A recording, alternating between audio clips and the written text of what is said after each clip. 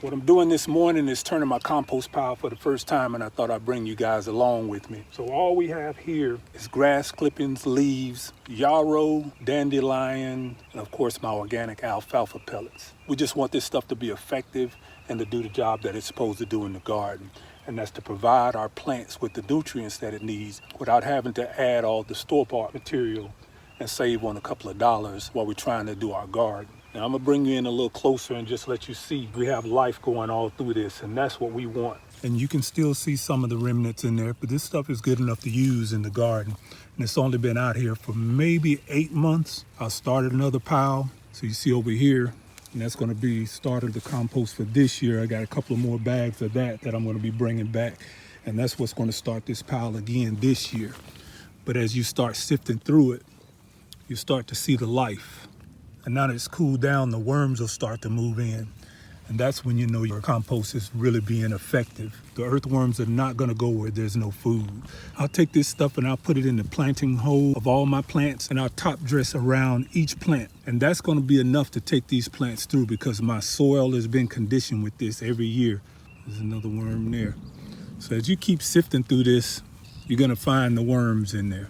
So I'm gonna turn this one more time, and then I'm gonna add some additional alfalfa pellets to it. Now, if you take this stuff in hand, you should have no smell. It smells like rich earth. That's the actinomycetes.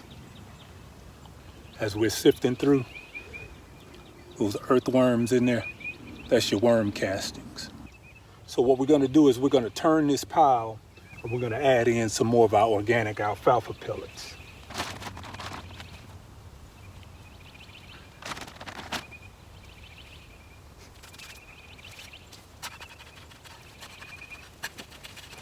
And I'll still have enough of this to last me through the whole season.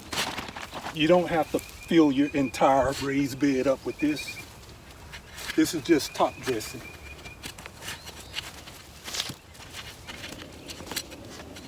Now, even after being turned one time, that stuff starts to look even better.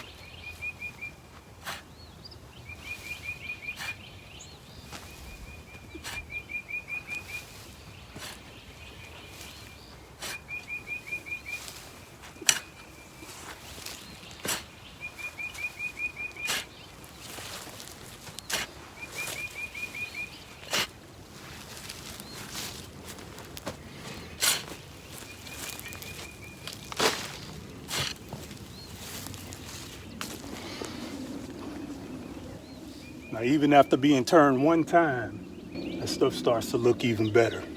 Now, with me, I'm always proactive. I'm saving my leaves from the fall and the winter, and I'm using that to apply towards my spring compost starting. You can use things like paper, cardboard. I also like using sawdust in my compost. Now, you can wait an entire year and this stuff will break down for you pretty well.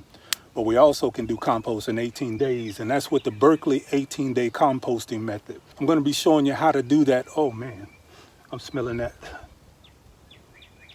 Look at it. After turning this pile, it has a beautiful aroma. That smells incredible. That smells incredible. The organic alfalfa pellets along with this compost, it just smells amazing. But if you wanna see how I'm making my compost, just subscribe to the channel. And I really would like to see who would be interested in doing an 18-day composting challenge, meaning that we kind of start together. I'll give you a list of the material to gather, and we'll basically go through the whole process together. Each day I'll upload a video, and that's what we'll be doing for that particular day.